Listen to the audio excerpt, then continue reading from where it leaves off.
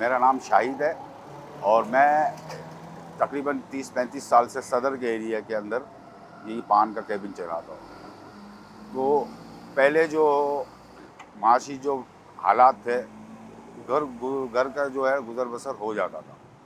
अब जो जिस तरह महंगाई जिस तरह बढ़ती जा रही है और बिजली के बिल और खाने पीने की जितनी भी अशियाँ हैं, तो मुझे तो लग रहा है कि मैं उस वक्त 6 घंटे काम करता था।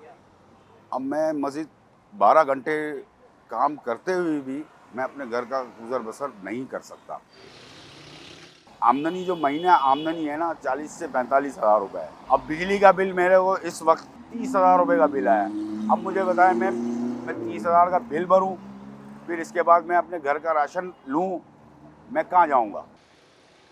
सबसे पहले तो जो मैं अपने घर से निकलता हूँ 200 रुपये का 250 रुपये का पेट्रोल भरवाता हूँ। उसका महीने इंक्लूड करें तो तकरीबन 7,500-8 हज़ार रुपये ये हो जाते हैं। बच्चों की तकरीबन लगभग फीस जो है तकरीबन 12,000 से 13,000 रुपये, महीने के 15,000 रुपये के लगभग राशन आ जाता है। पहले हम 2 टाइम 3 टाइम खाना पकाते थे, अब सिर्फ मेरे घर के अंदर रात में ही खाना पकता है। मैं रात में ही खाता हूँ खाना, मैं दिन में भी नहीं खाता खाना।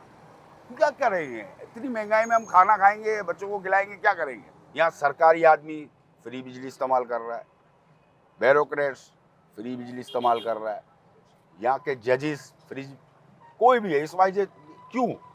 यार आम शहरी की तरह वो भी तो जिए ना, जैसे हम जी रहे हैं।